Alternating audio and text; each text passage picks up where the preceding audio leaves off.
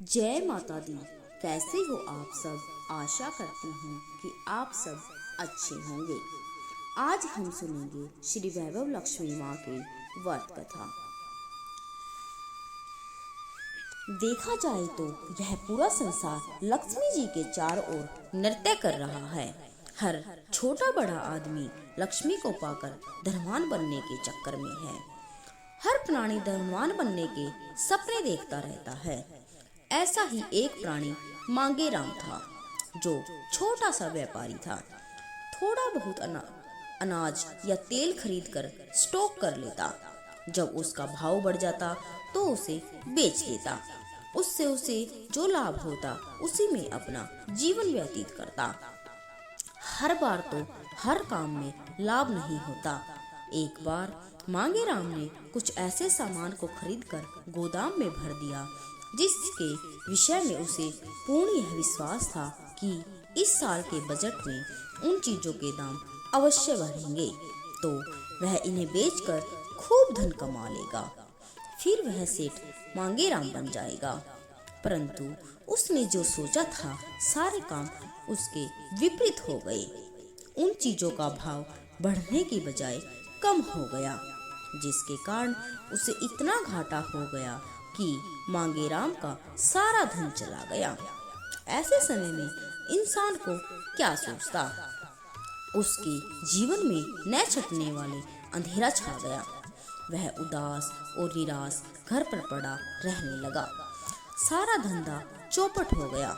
चिंता के मारे मांगेराम अंदर ही अंदर सूखने लगा। उसकी पत्नी जब अपने पति की यह हालत देखती तो उसका दिल भी डूबने लगता। एक ओर तो घर में खाने को कुछ नहीं रहा था, दूसरी ओर कारोबार बंद हो गया, तीसरा उसके पति ने खटिया पकड़ ली। ऐसे में वह क्या करे, कहाँ जाए।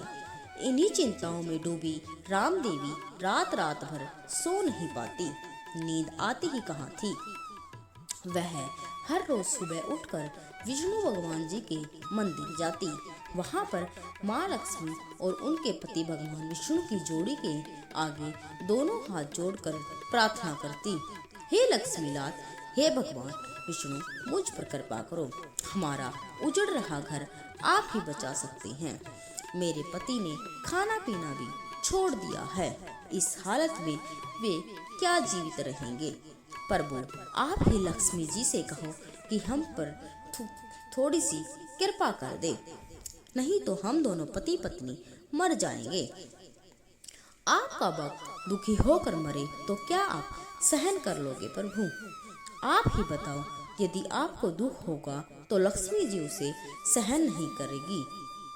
प्रभु जी, यदि मेरे पति की मृत्यु हो गई तो मैं भी उसी समय अपनी जान दे दूंगी।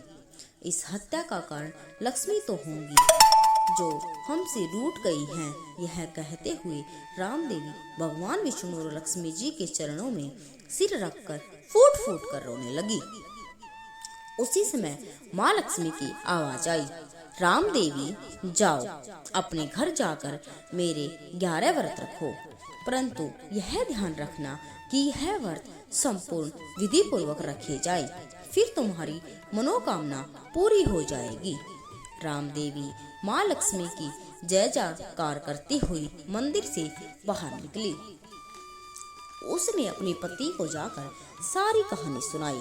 अपनी पत्नी की बात पर पूर्ण विश्वास करके उसने अपना नया जीवन आरंभ करने की योजना बना ली। अब तो उसे माँ लक्ष्मी का आशीर्वाद मिल गया था। उसने जैसे तैसे कुछ मित्रों से मिलकर उनकी सहायता से नया माल सस्ते रेटों पर खरीद लिया। उधर उसकी पत्नी राम देवी हर शुक्रवार को माँ लक्ष्मी जी का व्रत रखकर शाम को उनकी कथा करके प्रसाद बांटती। 11वें व्रत पर उसने 11 कुंवारी कन्याओं को खाना खिलाकर सच्चे मन से अपने पति के साथ मिलकर माँ लक्ष्मी की उपासना की। साथ ही 51 पुस्तकें श्री वैभव लक्ष्मी व्रत की माँ लक्ष्मी के भक्तों को बांटी। दूसरे ही दिन जैसे मांगेराम अपनी दुकान पर गया तो उसका सारा माल दोगुनी रेटों में बिक गया, जिससे मांगेराम को बहुत लाभ हुआ। उसी लाभ से उसने कई प्रकार की चीजें खरीद कर अंदर भर ली। देखते ही देखते उसे हर काम में लाभ होने लगा। उसके सारे पुराने घाटे नफे में बदल गए। कुछ ही दिनों में कंगला मांगेराम सेठ मांगेराम बन गया। उसने अपने घर में ही माँ लक्ष्मी जी का मंदिर बना लिया। सुबह शाम दोनों पति पत्नी उस मंदिर में बैठकर माँ लक्ष्मी और भगवान विष्णु की उपासना करते। राम देवी माँ लक्ष्मी के 21 व्रत हर वर्ष रखने लगी। बोलो माँ लक्ष्मी की जय हो। जो भी मनुष्य यह व्रत करता है उसे माँ लक्ष्मी की कृपा अवश्य ही प्राप्त होती है। धन्यवाद।